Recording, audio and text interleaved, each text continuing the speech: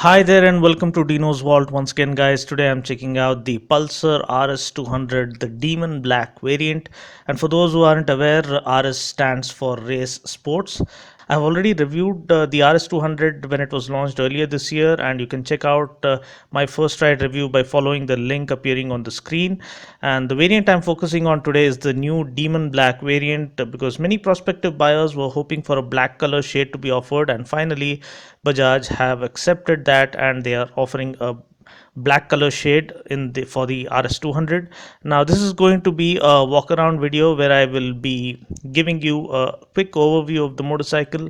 I would also point out how this is a completely different motorcycle when compared to the 200NS and also share my test ride experience. So without further ado, let's get started.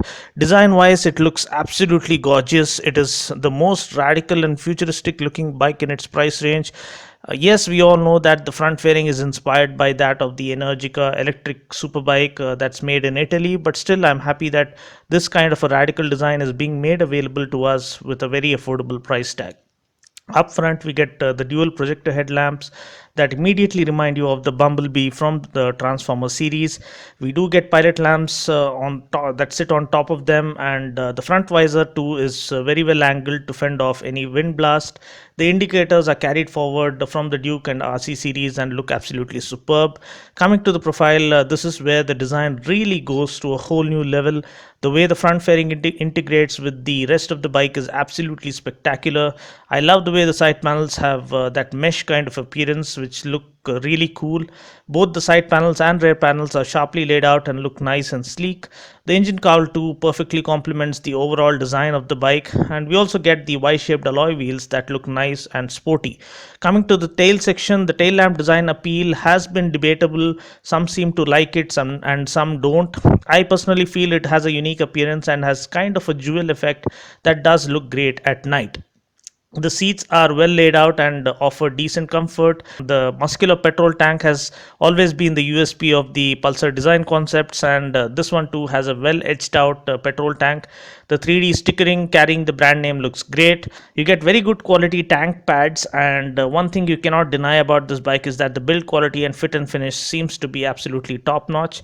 And we get the trademark backlit switches with high beam flasher and engine kill switch when it comes to the switchgear. And talking about the instrument cluster, the instrument cluster offered is part analog and part digital. We get an analog tachometer, and the digital display contains the speedometer, the odometer, the trip meter, the fuel gauge, the side stand indicator, the service reminder, and a clock. For those of you who think this is the same motorcycle as the 200NS with just having a full fairing on it, I must tell you that you are seriously mistaken, because this comes across as a completely different motorcycle and is unlike any other Pulsar you have ridden before. You just need to test ride it to believe it. And when compared to the 200NS, the length of this bike is down by 18 mm, the width is down by 39 mm, and the height is up by 39 mm, and the ground clearance is down by 12 mm at around 157 mm, I believe. Weight unfortunately is up by 14 kgs, and if they could have managed to keep a check on its weight, this bike could have ended up giving even some of the higher capacity bikes a run for their money. On the positive front, the wheelbase is down by 8 millimeters, which would result in better cornering capabilities and better flickability in city traffic.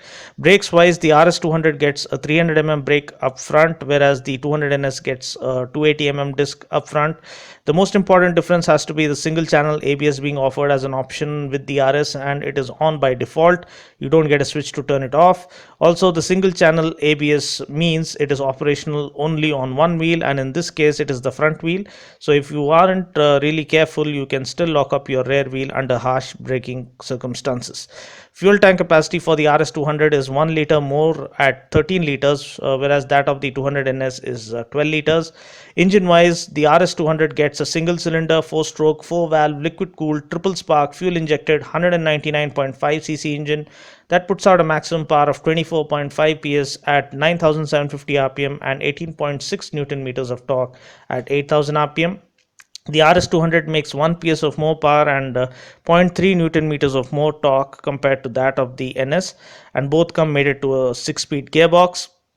The top speed for the NS is 135 kmph, but the RS overtakes it by a considerable margin by offering a company claimed top speed of 140.8 kmph. The exhaust also is new with the RS. We get a short, stubby midship race exhaust, which not only sounds better than the underbelly exhaust on the NS, but it also offers better performance. And talking about my test ride experience, this is undoubtedly the best Pulsar yet. The 200NS came across as a rev happy motorcycle, but this one comes across as a better evolved Pulsar. There are no noticeable vibrations whatsoever. The engine is nice and smooth. The clutch is light, unlike that of the NS. The gearbox is smooth to operate, and the throttle response is phenomenal.